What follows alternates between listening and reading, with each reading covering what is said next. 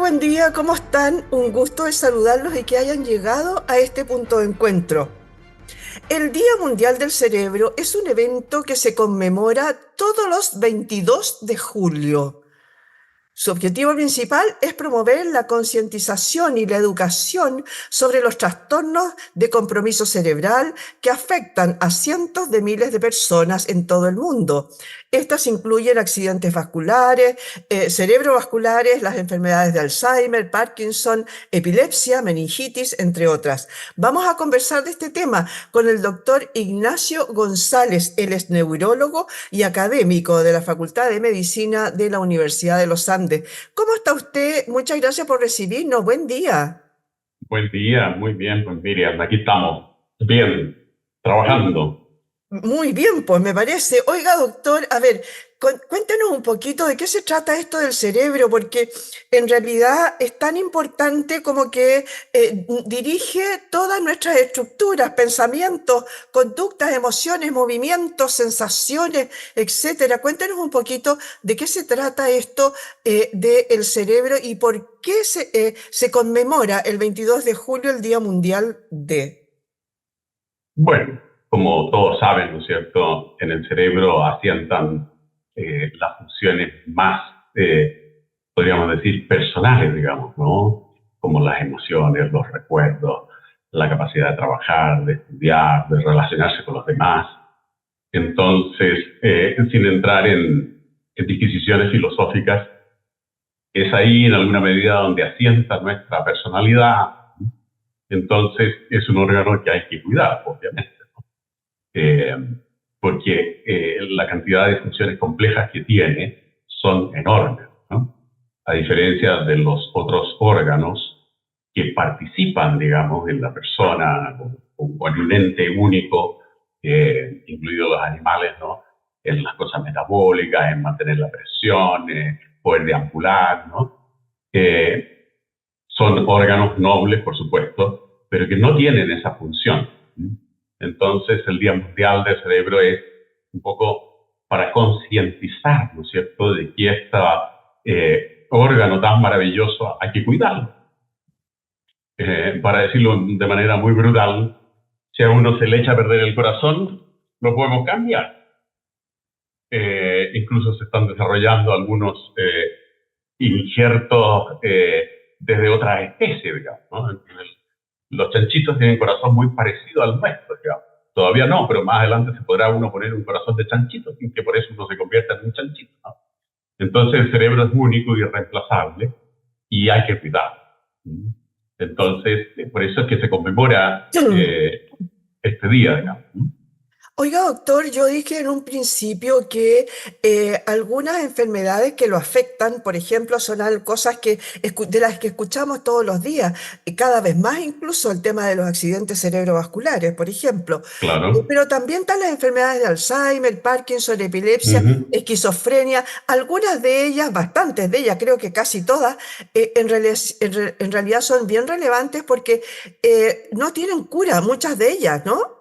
Claro, efectivamente. A ver, es interesante que las enfermedades neurológicas invalidantes, podríamos decir que son fundamentalmente las que usted ha dicho, digamos, en el sentido de que los accidentes cerebrovasculares, las demencias, los otros trastornos neurodegenerativos como la enfermedad de Parkinson, y también hay que mencionarlo, las lesiones traumáticas del cerebro, son patologías que, por supuesto, pueden producir, desde luego, la muerte, pero sobre todo una invalidez importante.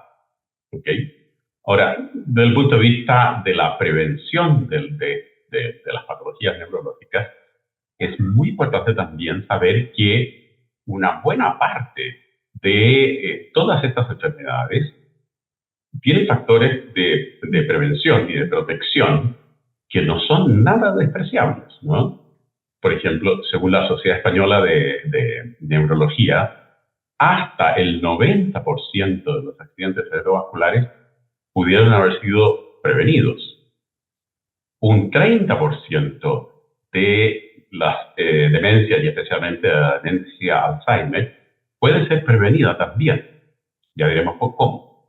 Y la otra gran patología que se da más en gente joven son los daños traumáticos, que también pueden ser prevenidos, efectivamente, ¿no? Con buena señalización de tránsito, con calles adecuadas, con la conciencia de que hay que conducir vehículos respetando las normas del tránsito y en estado normal de vigilancia, ¿no? Sin drogas ni alcohol. Entonces, ahora, ¿cómo podemos prevenir las enfermedades neurológicas? Bueno, los factores más importantes para las enfermedades neurológicas, especialmente accidentes cerebrovasculares y enfermedades neurodegenerativas, es la genética y la edad. Con la genética, quizás más adelante podremos hacer algo, y con la edad todavía no podemos retroceder el calendario, ¿no? Algún día se podrá, ni usted ni yo lo vamos a ver. Entonces, pero sí hay enfermedades, sobre todo todas aquellas enfermedades que producen riesgo vascular, que no solo disminuyen el riesgo de enfermedad cerebrovascular propiamente tal y directamente tal, sino que también algunas enfermedades neurodegenerativas y especialmente el Alzheimer. En ese sentido, el manejar bien el riesgo cardiovascular tiene una potencia nada despreciable del 30% para enfermedades neurodegenerativas, ¿no?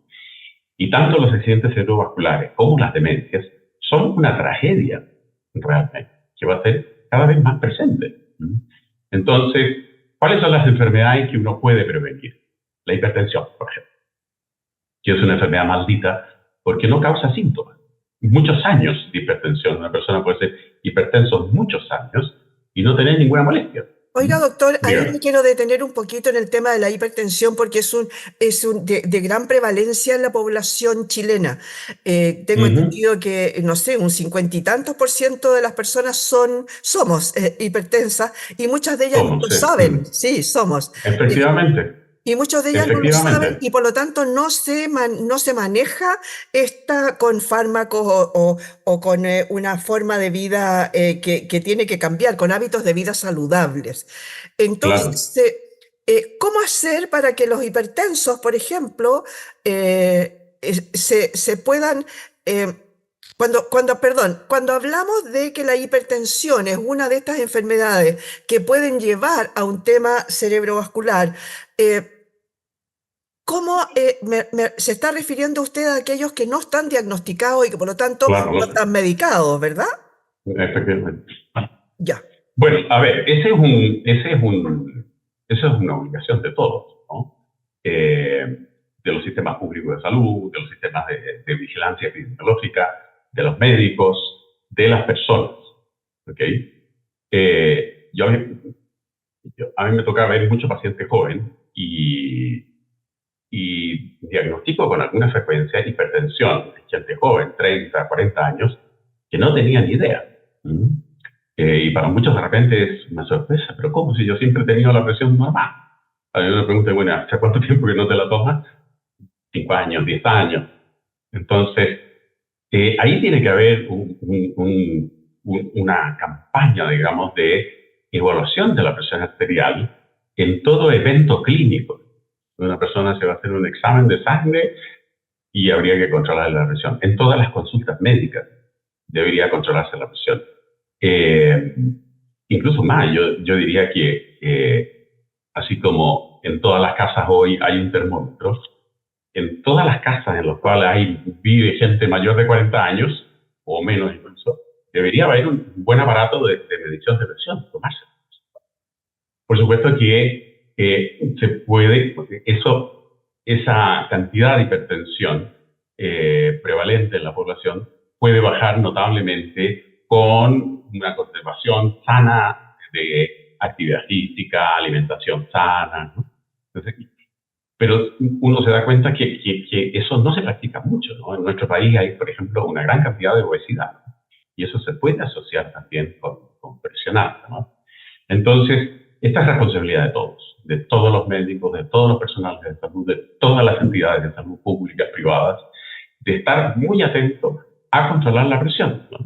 Mucha gente dice, pero ¿para qué me voy a tomar la presión si me siento bien? Y lo que es aún peor, a una persona se le hace un diagnóstico de hipertensión y no entiende bien que es una enfermedad crónica. Entonces, toman medicamentos, se controla la presión de la farmacia, presión normal, estupendo, suspendo el tratamiento. ¿Ok? Eso pasa harto.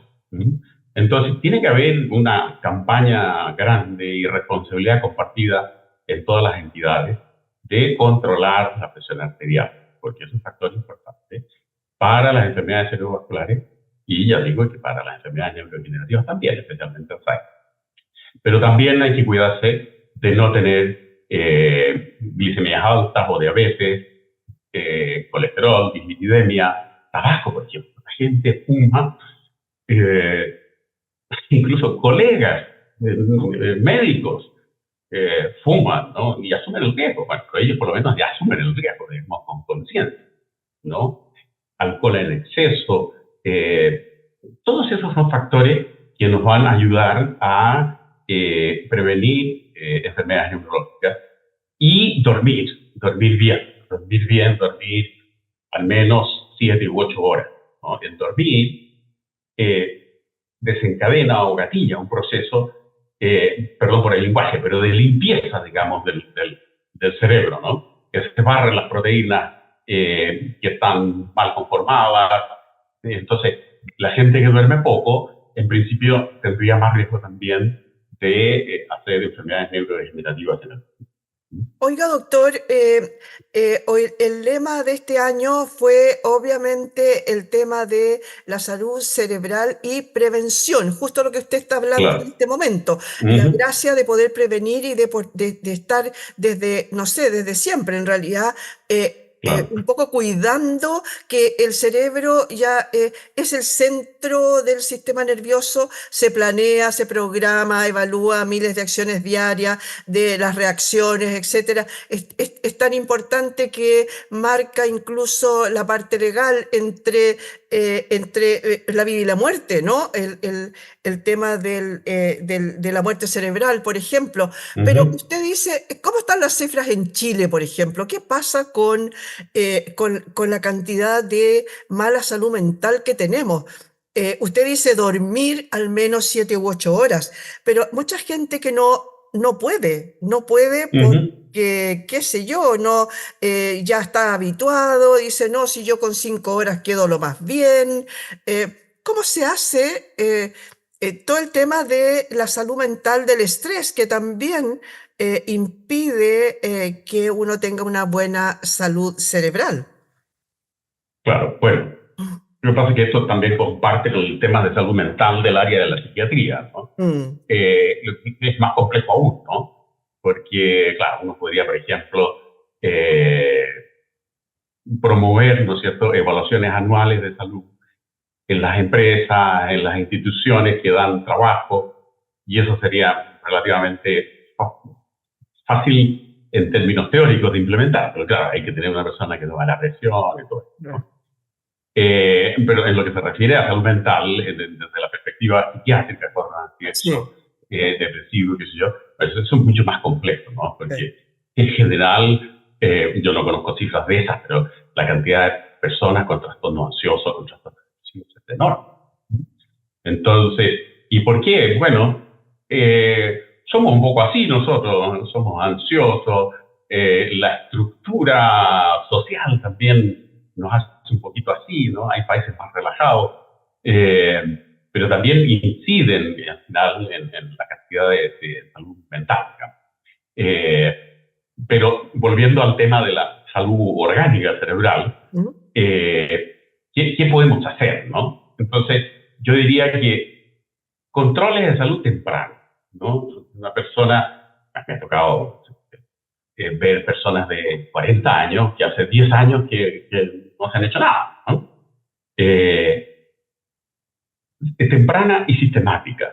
Y entonces ahí todas las instituciones que dan empleo, por ejemplo, deberían tener la preocupación de chequear a su gente, ¿no? Lo mismo las FONASA, lo mismo las ISAPRE, ¿no? Pero es una cosa un pelín cara en principio, pero a la larga da beneficio, evidentemente, ¿no? Luego, alimentación sana, frutas, verduras, frutos secos, aceite de oliva, pescados, ¿no? que la han llamado de diferentes formas, ¿no? Dieta mediterránea, dieta asiática, da lo mismo. Actividad física, ¿no? Hay gente que se sube al auto para ir a comprar pan en 2 cuadras más allá. Entonces, la actividad física significa deporte en gente joven o en gente que sea capaz. Los más viejitos como yo, senderismo, por ejemplo. Es muy sano el senderismo en cerros, ¿no? Aprovechar nuestro país que tiene cerros por todos lados, ¿no? Subir cerros y bajar cerros tienen beneficios bien específicos, no solo desde el punto de vista cardiovascular, sino también de la fuerza muscular necesaria para el equilibrio. Y en los que ya no pueden subir cerros, caminar, ¿no? Caminar por la arena, por ejemplo. A pata pelada es muy sano. Actividad intelectual también es muy importante.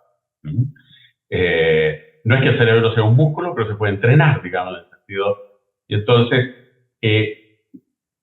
trabajar en una dimensión intelectual, digamos. Ahora, y si eso no es posible, bueno, preocuparse por algo, ¿no? Leer el diario, estudiar alguna cosa. Hay cosas muy prácticas, digamos, que se practica poco. Por ejemplo, los juegos de mesa ayudan mucho a mantener, ¿no? Los abuelos deberían jugar con sus nietos. Entonces, así el abuelo entrena su cerebro y le enseña a sus nietos. Se puede enseñar aritmética, se puede enseñar paciencia, se puede sacar a los nietos de los teléfonos. No sé, es muy, muy bueno eso, ¿no? Cuidar nietos también puede ser interesante, ¿no? Llevarlos a una parte, al zoológico, ¿no? Evitar el uso excesivo de ayudas electrónicas, ¿no?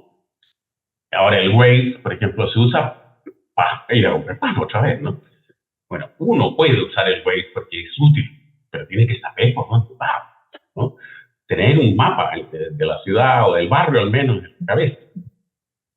Y luego también, desde la perspectiva del daño neurológico en accidentes y traumatismos, también tiene que ser una responsabilidad compartida, ¿no? En el sentido de que todo el mundo debe usar cinturón de seguridad, las calles deberían estar bien señalizadas, tendría que no haber hoyos en la calle, porque también pueden provocar accidentes. Entonces, es una cosa de una obligación de toda la sociedad. Entonces, y de esa manera exponemos menos al daño al encéfalo que somos nosotros mismos. Oiga, doctor, usted quiere volver sobre aquello de el tema intelectual, ¿no? Y no dejarse que la memoria te falle de alguna manera, ¿no? Porque, por ejemplo, yo cuando era cabra chica, jovencita, me sabía todos los teléfonos de memoria, de las casas, de los Claro. parientes, de los amigos, etcétera. Hoy día yo creo que con suerte uno se sabe el de uno. Hay gente que incluso lo mira en el celular porque dice, uy, no me lo sé, te lo mando. Claro, ¿No? claro, Ir ejercitándose claro, de esa manera también ayudaría. por eh, supuesto. Hay clubes de adultos Ah, mayores, por ejemplo, donde la gente puede claro, ir a hacer, como dice usted, a lo mejor juegos de mesa, a lo mejor, no sé, algún tipo de conversación. El aislamiento, tengo entendido que también puede ser. lógico. eh, Claro, el aislamiento, la sordera, todas esas cosas van afectando, digamos. De hecho, la sordera es también un factor de riesgo. Lo que pasa es que es relativamente infrecuente. Pero también hay que chequearse si uno está yendo bien o no, digamos. Entonces, todas esas cosas ayudan mucho. Yo le digo a mis pacientes, no se jubile. Bueno, en términos prácticos eso es imposible, digamos, pero una vez que uno se jubile, debería adquirir alguna otra capacidad, ¿no? Yo tenía un tío abuelo que muy viejo se puso a aprender chino. Un conocido abogado. Yo, cuando, no me acuerdo, cuando yo lo conocía a los 10 años más o menos, yo el tipo medio loquillo, ¿no? ¿A quién le importa el chino a los 90 años? Pero es una excelente posibilidad, digamos, ¿no? Claro, Explorar las facilidades que uno tenga, ¿cierto? Yo podría intentar aprender chino 20 años, no resultaría, ¿no? Pero hay otras cosas, ¿no? Pintar, por ejemplo, escribir, leer, ir a los cursos de las municipalidades de historia, de filosofía, todo eso, mantener el cerebro activo, estimulado. no quedarse encerrado en la casa, salir a caminar. Bueno, está cada vez más difícil porque donde uno vaya va a tener que resguardarte y no llevar la tarjeta de crédito y meter un billete en el bolsillo, qué sé yo. Pero hay que hacer todas esas cosas, ¿no? Y entonces, hay un factor muy importante que no se ha tomado conciencia, y es que en el fondo la población se está envejeciendo de manera brutal. ¿Mm? Y entonces muchos gobiernos ven como solución esto la eutanasia. ¿Okay? Claro, tienen viejitos gagá que ya no aportan a la sociedad según ellos, eutanasia. Pero obviamente que ese no es un camino, ¿no? De luego, no tenemos derecho de matar a nadie, ¿no? Entonces, siguiendo a San Pablo, dicen, hay que ahogar el mal con abundancia de bien. Y desde el punto de vista de la población, eso es con reponer, ¿no es cierto?, las curvas de crecimiento normal de una población. Si no, en 100 años más, no vamos a estar todos metidos en un asilo, porque no va a haber quien financie ni quien cuide la vida. Entonces hay que revertir las curvas, ¿no? O sea, en el fondo tiene que haber renovación de la población. ¿No? Y ahora las familias no tienen niños, tienen gatos, tienen perros, loros y no niños. Es cierto que el kilo de niño es caro, pero bueno, también los estados tienen que preocuparse, y de hecho se están preocupando, los chinos están desesperados con este tema. Claro, La política de ellas de hace muchos años, un matrimonio, un niño, con eso desaparece. Bueno, ellos lo tenían como por ley, ¿no? Claro. Ahora se están arrepintiendo del tema. Pero, absolutamente. Oiga, doctor, pero además, para ir terminando, hemos hablado de la prevención, hemos hablado de que somos nosotros muchos muy culpables, absolutamente, de nuestra salud, ¿no es cierto? Pero también hay factores ambientales y tóxicos. Hay lugares que, no sé, son más propensos a tener gente con a lo mejor hipertensión, o a lo mejor por el tema de temas ambientales que sean con toxicidad, por ejemplo, con plomo, exposición, etcétera. Eso corre todavía porque antes cuando chicos los niños jugaban, estamos hablando de bastantes años atrás, jugaban con los famosos soldaditos de plomo, ¿no? Se los metían a la boca, los chupeteaban incluso, y no pasaba nada hasta que se descubrió que era un factor súper malo para el tema salud, ¿no? Cuénteme, ¿existe eso de que haya algunos lugares que sean más propensos, más tendientes a tener personas con problemas cerebrovasculares? Sí, por supuesto. Bueno, se ha ido reconociendo eso de a poco y hay cosas que se han superado, digamos. Por ejemplo, el plomo. Las cañerías de plomo se usaron desde los tiempos romanos hasta hace poco. Claro. La casa de mi abuela en Vergara tenía cañerías de plomo hoy. Claro. Hoy ya no se usa el plomo, que no había alternativa, porque la sierra era muy cara. Entonces, ahora el PVC ha salvado eso, ¿no? Ya no hay soldaditos de plomo, ¿no? Y los que hay son de coleccionistas, que protegen, ¿no? Ya no hay pinturas con plomo. El plomo le da una calidad de brillo a las pinturas muy bonito, muy atractivo. Y todas las acuarelas, los lápices de colores tenían plomo y los niños ahí chupando el... Bueno, eso ya se ha superado, entiendo. Y en este momento, salvo lugares muy concretos, en acopio de baterías y qué sé yo, el riesgo de problemas con plomo no existe. Pero siguen habiendo más cosas, ¿no? Los pesticidas. De hecho, por ejemplo, se sabe que uno de los factores de riesgo para la enfermedad de Parkinson son precisamente las personas que viven en el campo, que tienen agua de pozo y están expuestos a los insecticidas o material químico, ¿no? Entonces tenemos que ir avanzando de a poco, ¿no? La polución también no es un factor tan determinante como lo que hemos comentado, ¿no? Es absurdo que en Santiago existan buses petroleros. Ya sé que es caro, ya sé que estamos avanzando, pero los buses y los taxis deberían ser eléctricos. como los troles antiguos que usted y yo usamos hace caleta de años, Claro, sí. ¿cierto? Mejor, Ahora, mejor eran ni lo bien. diga, mejor ni lo diga. En Bilbao con Vespucio había un trole maravilloso, ¿no? Pero claro, Eh, pero claro, el trole es incómodo, que claro, pasaba un pinganiña, le sacaba los suspensores y ahí nomás quedaba exactamente, ese era el gran problema, que a cada rato se le salían los el- suspensores. claro, pero el motor eléctrico es eterno, bien cuidado. ¿Mm? Entonces, bueno, vamos para allá, todo el mundo está consciente de eso, ¿no? Pero de a poquito vamos a conseguir la sanidad ambiental que necesitamos, ¿no?